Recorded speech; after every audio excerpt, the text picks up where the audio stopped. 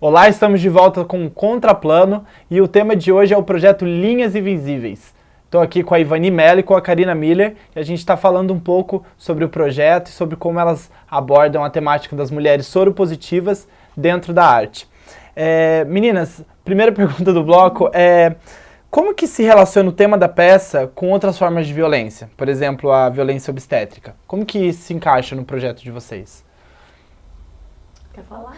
Na verdade, na construção do texto, é exatamente o que eu tinha comentado, esse teatro ficcional, não ficção, onde que essas coisas se encontram, e foi muito sutil desde o início, porque quando a gente se reunia com as mulheres, a primeira coisa que a gente fazia era falar da gente.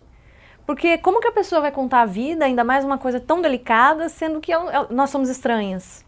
Né? Então a gente falava das nossas questões, das nossas dificuldades, né? E isso foi criando um ambiente de confiança e ao mesmo tempo para mim, acho que para a Ivani, ela pode até depois falar a opinião dela, a criar essa questão de que estamos todos no mesmo nível, sabe? Não existe, não é porque a pessoa é isso ou aquilo que ela está numa situação menor, sabe? A gente ficou numa situação horizontal. E de coisas assim, aí eu falei que eu tive um episódio muito grave de depressão, né, no começo da vida adulta. Aí uma vira e fala, mas o que é depressão? Me explica, não sei o que é isso.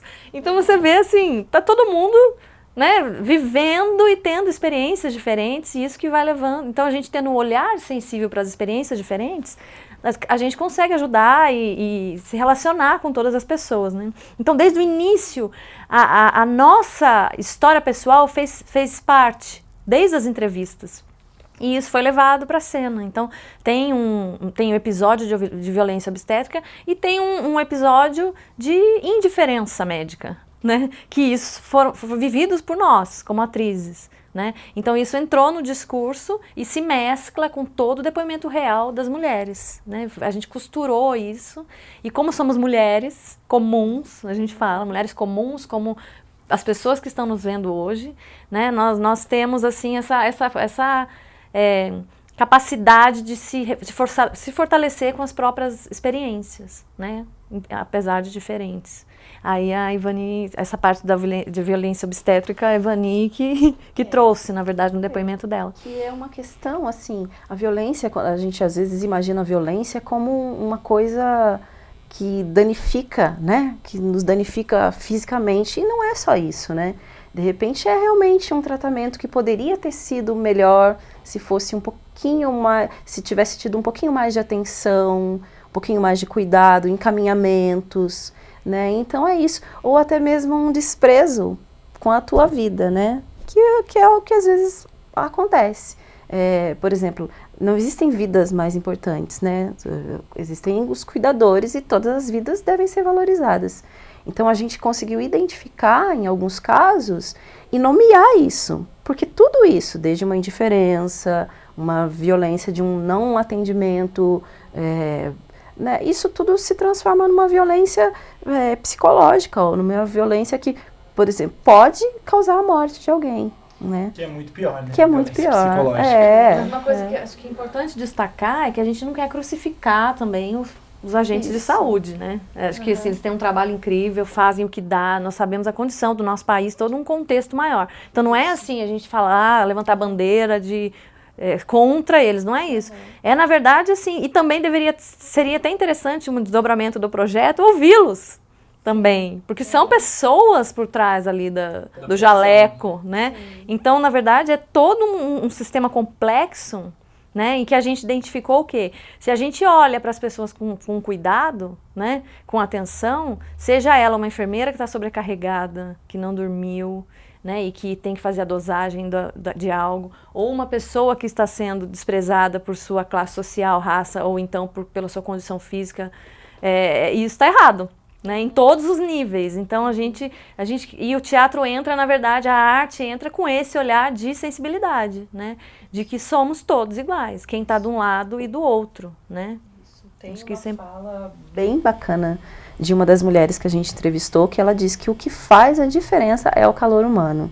Isso a gente fez questão de frisar também no nosso texto, para que todos entendam isso, que o calor humano nas relações, em qualquer relação, né? Ele é extremamente importante. Isso não necessita de atitudes, sabe, complexas.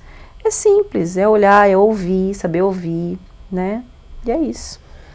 As mulheres a violência com as mulheres soropositivas aumenta? De pessoas, em relação às pessoas? Porque eu li, por exemplo, não chega a ser um tipo de violência, né? Mas assim, tem uma pesquisa de Portugal que apontou que grande parte das mulheres que contam nos seus trabalhos que são soropositivas, indiretamente elas acabam sendo demitidas ou elas acabam até pedindo conta pela pressão que elas sentem. Então, a violência ela aumenta em relação à mulher? Elas relatam a diferença, sim, que elas sentem em relação a relações mesmo, pessoais, mas eu acho que é muito isso, delas terem que manter isso, de certa maneira, velado. A linha invisível, isso velado. É sempre esse jogo, né? Até onde eu me mostro, em quem confiar. Isso. Porque existe também uma falta de informação que talvez uma pessoa ali, a pessoa não seja uma carrasca da sociedade, mas ela está mal informada e ela também não sabe lidar por falta de conhecimento, né? Então, é todo esse sistema. Mas sim... Tanto é que assim, a gente bate nessa tecla, porque elas falam muito sobre isso. Calor humano, atenção, cuidado e ser aceita, né?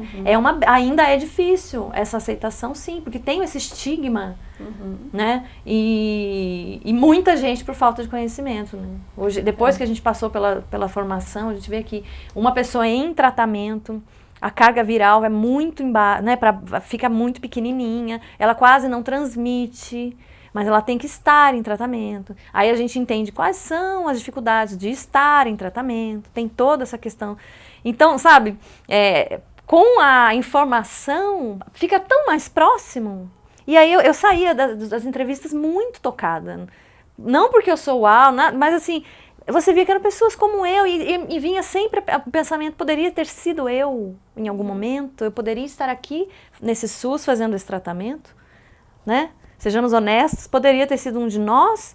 Então, assim, por que não olhar isso com atenção, né? E promover uma vida mais amorosa, mais afetiva para as pessoas, né? E você falou uma coisa interessante, né? Poderia ser eu no SUS e a gente entra numa questão muito importante também. Como que é o recebimento da mulher infectada hoje nos serviços públicos de saúde? O tratamento, ele é igual para todos, né? As pessoas, elas têm que chegar, elas chegam de certa maneira através dos postinhos, todos os postos aqui de Jacareí, eles fazem o teste, eles têm equipamentos e medicação para fazer o teste, desde que essas pessoas cheguem, né? E tem o centro de testagem e aconselhamento também aberto para que as pessoas façam o teste. A partir do momento que ela faz o teste, ela já é encaminhada para um tratamento. Inclusive psicológico. Por isso que Jacareí é referência mesmo. Ele tem um tratamento bem, né? Uma base bem legal para acolher. E ainda assim, muitas, né? Eles falam, né? Muitas não chegam, né? E então, mas assim, a saúde em Jacareí, ela está sendo referência e esse projeto é testemunha disso, né? Dessa preocupação em difundir esse conhecimento. E a gente fez uma apresentação na Mário Lago e um adolescente falou: nossa, que bom que vocês estão falando isso, as pessoas não falam isso pra gente. Vão para as escolas.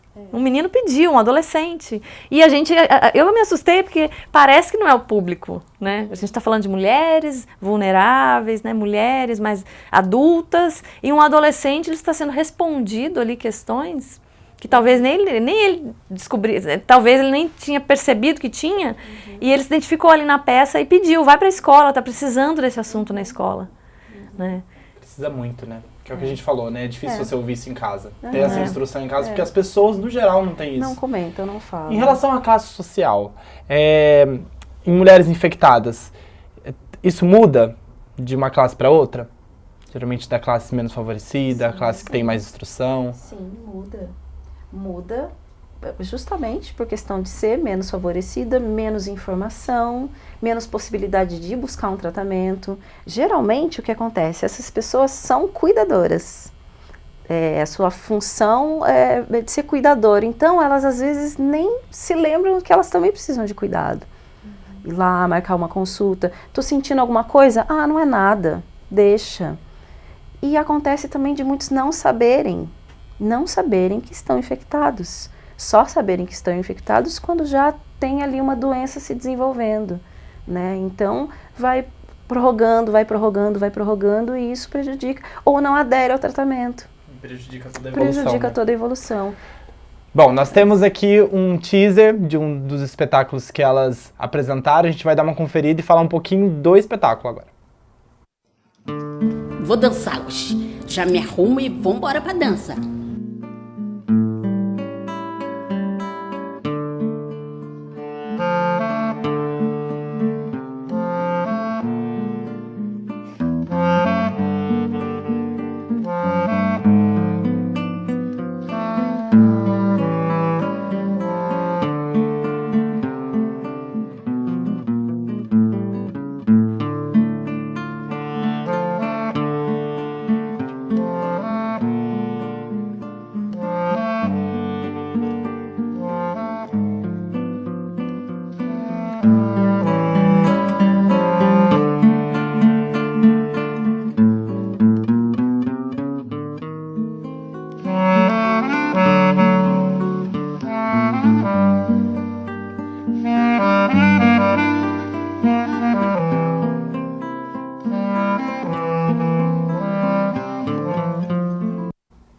Muito interessante, tá aí o vídeo. Meninos, uma pergunta muito importante. Qual é o público que vocês pretendem atingir com esse projeto? O público? Eu acho que é o público em geral, É. mas eu sinto que principalmente essas mulheres, né, para que elas se sintam representadas, que elas possam ver mulheres negras, público da saúde que trabalha com isso, para entenderem também que às vezes são situações que podem ser mais simples, né, de serem resolvidas desde que, né, que se inclua no tratamento a questão do calor humano. Então, sensibilizar equipes de saúde, né. E a sociedade, eu acho que é bem geral, por quê? Porque de repente tem um caso desse na família e de repente a pessoa não está aderindo ao tratamento. Então, se tem alguém para aconselhar, sabe, se tem alguém para dar a mão, então, assim, eu acho que é para todo mundo, né? Todo mundo tem que saber mais, porque quando eu entrei nesse projeto, eu não sabia quase nada, né? E, assim, já faz uma diferença, o olhar já mudou. Então, acho que qualquer um que assistir, se a gente conseguir aguçar esse olhar, né? E isso já vai ser de grande valia, assim. O projeto já valeu. O projeto vai contar a história, né, das pessoas, então é legal para quem assiste ver a história total da pessoa, desde a descoberta até o processo de autoaceitação, então contribui muito.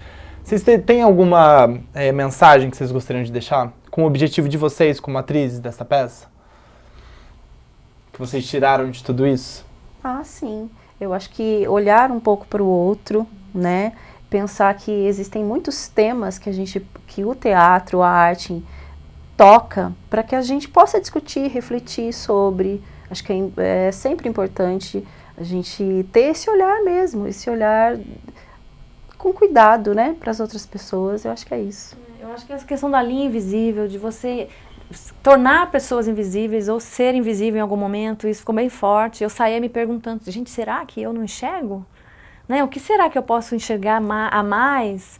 Então é isso, é da gente olhar para o outro com atenção, cuidado. E as duas, não sei se dá tempo de falar rapidinho, as duas elas encontraram em áreas artísticas, né, uma válvula assim de escape. Então isso também quer dizer muita coisa, né? A arte ela ajuda, ela é uma grande ferramenta, né, para você trabalhar suas questões, não só para levar informação sobre algo, mas para você mesmo lidar com algumas coisas. As duas têm expressões artísticas na trajetória delas, né? Então isso também diz muito, né? Que a arte ela não é a salvadora, mas ela é um grande instrumento no nosso caminho a melhorar, né? A seguir. E a conscientizar, né? A pessoa. E quem precisar, quem quiser saber mais sobre o projeto, como que entra em contato com vocês? Pode falar com a nossa produtora, né? Que é a Aline. A Aline Souza, acho que vai aparecer o contato dela aí. O diretor Fernando Rodrigues, que é aqui de Jacareí, né? Ele é o idealizador do projeto junto com a secretaria. Estamos aí, E à quando é a disposição. próxima apresentação? Sábado, agora. Sábado, dia 30, às 21 horas, no Teatro da Rua Elisa, em São José dos Campos. Perfeito. Meninas, muito obrigado pela entrevista de vocês. Eu com certeza aprendi muito. Espero que vocês aí de casa tenham aprendido bastante coisa também com esse bate-papo. Essa entrevista ela vai estar disponível no YouTube, pelo canal da TV Câmara Jacareí, e no nosso Facebook, na página TV Câmara Jacareí, você confere essa entrevista, outras entrevistas e várias notícias. Então curtam lá. O Contraplano fica por aqui. Até a semana que vem. Tchau, tchau!